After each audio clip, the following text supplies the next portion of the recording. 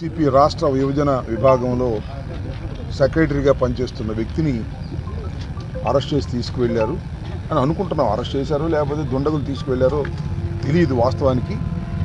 దాని గురించి వారి సతీమణి వారి పాప ఇద్దరు కూడా రాత్రి జరిగిన విషయాన్ని మీకు వివరిస్తారు.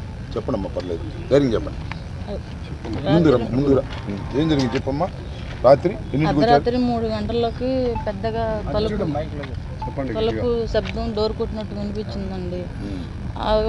ఆగకుండా కంటిన్యూగా 1/2 గంట సేపు కొడుతున్నారు. మాకేం అర్థం కాక ముందర నేను వచ్చి తలుపు తీసాను. తీస్తే ప్రేమ ఉన్నారమ్మా, ఎవరండి మీరంటే ప్రేమ ఉన్నారమ్మా అన్నారు. ఉన్నారండి, పిలవండి అన్నారు. పిలుస్తానన్నాను. వచ్చి పిలిచేలోపు కరెంటు లేదేంటి, ఇంట్లో కరెంట్ అని లైట్లు మొత్తం వేసినా కూడా కరెంటు లేదు, రావట్లేదు. అందరికీ ఉంది, మాకు లేదు. ఎవరు వచ్చారు ఏందని చెప్పి తను వెళ్ళి చూస్తాను, ఎవరండి మీరు అనేలోపు చుట్టూ 4 ఒకేసారి ఇంకా కదలనీయకుండా ఉంచేశారు. ఎవరండి మీరు, ఎవరు మీరు అంటే తర్వాత చెప్తాను రండి అని తీసుకొని వెళ్ళిపోతున్నారండి. ఇంకా మాకు భయం వేసి ఇంక పిల్ల కూడా కొంచెం అడ్డుపడబోతే పిల్లని ఇంకా మమ్మల్ని ఆడవాళ్ళని నిజంగా ఇట్లా నెట్టేశారండి. ఇంకా మాకేమో భయం వేసి ఒక అడుగు వెనకేసరికి ఇంకా 4 ఒక్కసారిగా దూసుకెళ్ళిపోయి ఇంకా తీసుకెళ్ళిపోయారు. ఇంకా కారు దాకా మనిషిని ఇట్లా లుంగి మీదే బట్టలు కూడా వేసుకుంటాను, కనీసం బ్రష్ కూడా చేసి వస్తానన్న కూడా టైం అంటూ ఛాన్స్ అంటూ ఇవ్వలేదు. టాబ్లెట్స్ కూడా తీసుకొని ఇవ్వలేదు. వాళ్ళు మేము చెప్పింది వింటలేదు. అదే పనికి మడబెట్టుకొని బాగా లాక్కొని వెళ్ళిపోయారు. ఇంకా పిల్ల భయపడి ఇంకా ఎదురుపడి అట్లా అరుస్తూ ఉంటే పిల్లని కూడా చూడకుండా, ఇంకా ఇంట్లో లేడీస్ అని కూడా చూడకుండా ఇద్దరిని 4 ఇట్లా వెనక్కి నెట్టేసి ఇంక తీసుకెళ్ళిపోయారు. అక్కడికి వెళ్ళిన తర్వాత కారులో ఇంకా ఇద్దరు ఉన్నారు. వీళ్ళు 5 మొత్తం కలిసి ఒక బందీని పట్టుకొని చేతులు అలాగే కారులో దురుసుగా నెట్టేశారండి. అది చూసి ఇంకా భయం వేసి ఎవరు మీరు అని పిల్ల భయంతో కారు ఎదురుగా నేను కారు ఎదురుగా ఉంటే మమ్మల్ని దూసుకొని ఇలా నెట్టేసి ఇంకా వెళ్ళిపోయారు. మాకేం చేయాలో అర్థం కాక ఆ టైంలో ఇంకా 3 గంటల టైంలో మాకేం అర్థం కాలేదు.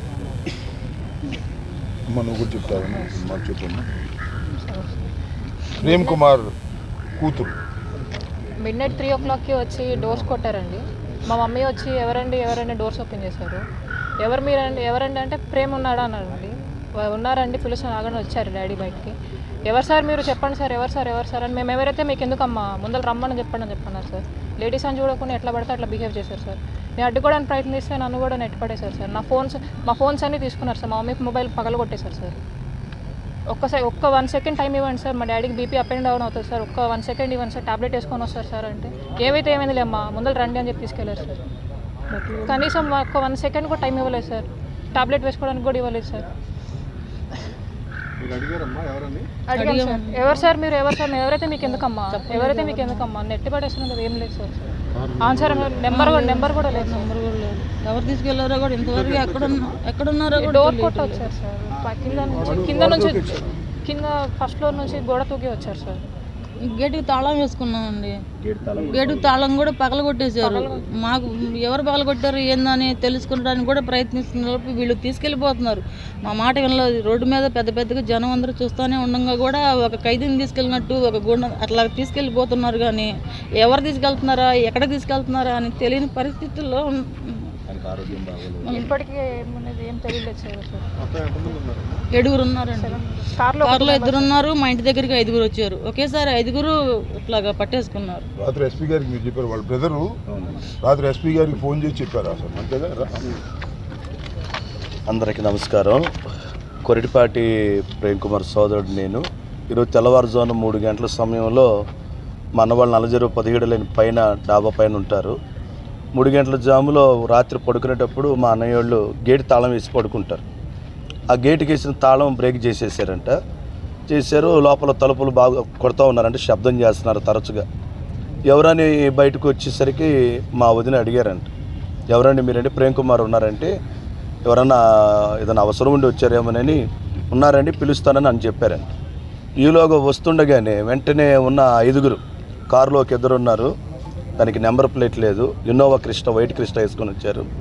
వచ్చిన 5 మా అన్నయ్య మీద దాడి చేసి అడ్డుపడ్డ మా అన్నయ్యను, అన్నయ్య వాళ్ళ పాప, మా అక్క, మా అమ్మగారు, వాళ్ళ 4 ఎటు పడితే అటు నెట్టేసేసారండి. తలుపు కూడా బద్దలు కొట్టేశారు. కింద పైన డోర్లు పగలు కొట్టేసేసి వాళ్ళని తీసుకొని వెళ్తున్నారండి. ఎవరండి మీరు ఏదని అడుగుతున్నా కూడా ఏ మాత్రం సమాధానం చెప్పలేదు.